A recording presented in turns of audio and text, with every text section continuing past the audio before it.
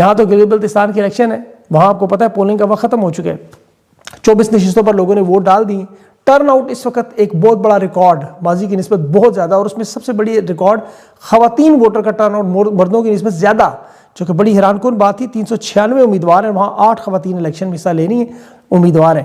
اور یہ خواتین کا آپ کو پتہ ہے ووٹ ڈائریکٹ عمران خان کو جاتا ہے. خالد خورشید کی والدہ جو ہے شاہدہ خورشید، وہ بڑے مارجن سے بڑے آرام سے وہاں سے جیت جائیں گی. ہر شخص کا ووٹ انہی کے بارے میں ہی بتا رہے ہیں.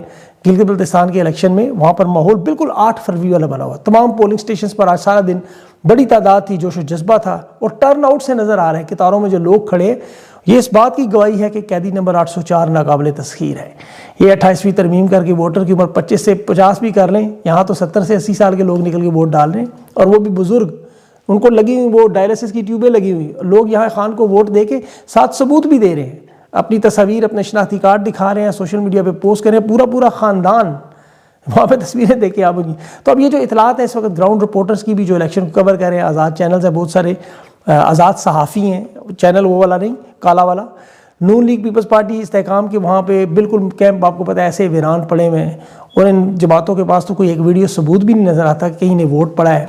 یہ انتظار کریں کہ سرکاری نتیجہ آئے فارم 47 اور پھر ہم جعلی ٹھگا ٹھگ شروع ہو جائیں، سوشل میڈیا ان کا حرکت میں آئے، ان کے صحافی سامنے آئیں اور شور مچائیں. لیکن دن بھر آپ ان کے کیمپوں کی حالات اگر دیکھتے ہیں، پیپلز پارٹی استحکام کے، نون لیگ کے، تو وہاں پہ ایسے میت کا سوگ نظر آ رہا تھا، اجڑے ہوئے کیمپ تھے کہ جیسے انڈیا میں آپ کو پتہ ہے مودی پارٹی ہے، یہ حقیقت میں گودی پارٹی بنے ہوتے ہیں. اسٹیبلشمنٹ کی گود سے آپ کو پتہ نکل نہیں سکتے اور عوام کو نکال نہیں سکتے. اب اتنی بڑی تعداد میں تحریک انصاف کے ووٹر کے ہوتے ہوئے اگر یہ کہیں کہ ہم الیکشن جیت گئے ہیں، واردات کریں، تو پھر ظاہر کام خراب ہی ہونا ہے. یہاں تو ابھی عوام نے پنجاب پولیس کے بیلٹ باکس چوری کرنے پر موقع پر کچھ سافٹ ویئر اپڈیٹ بھی کیے، وہ بھی ویڈیوز آئی ہوئی ہیں. گلگت بلتستان کی جو واردات ہے، دیکھیں یہاں انہیں نظر آ رہا ہے کہ یہ سارے ووٹ پی ٹی آئی کو پڑنے ہیں. جس پولنگ سٹیشن میں نظر آتا ہے زیادہ تعداد میں پڑھ رہے ہیں، وہاں یہ لڑائی کروا کے ووٹنگ روک بھی لیتے ہیں. لیکن ان کے حالات یہ ہیں، وہ بلاول زرداری کی ایک ویڈیو سے آپ دیکھ لیں، اس نے پوسٹ کی اور الیکشن آپ کو پتہ ہے حوالے سے کہ ووٹ ڈالیں. وہاں 52,000 لوگوں میں سے 38,000 لوگوں میں دیکھے تو کمنٹس ایسے تھے جو مطلب کوئی کرشمہ کپور کہہ رہا تھا، کوئی کیا کہہ رہا، کچھ ایسی باتیں تھیں میں دہرا نہیں سکتا. بہرحال 8 فروری تک اگر ڈاکہ یہاں مارا گیا.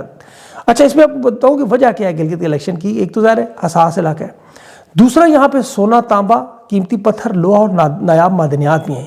یہ حکومت بنا کے پنجاب سے بھی بڑی لوٹ مار کرنا چاہتے ہیں. خالد خورشید نے کل ایک بیان دیا کہ نظریں یہاں پہاڑوں کے نیچے بھی ہیں اور اوپر بھی ہیں. قومی سلامتی تو ضرور آپ کو پتہ ہے 4 ممالک سے ملنی اور کے پی پر کنٹرول کرنا، لیکن معدنیات کا معاملہ بڑا اہم ہے گلگت بلتستان میں. اسی لیے حکومت بنانا چاہتے ہیں، لوٹ مار کریں، اور یہ پنجاب پولیس کو لے کے بھی اسی لیے گئے ہیں.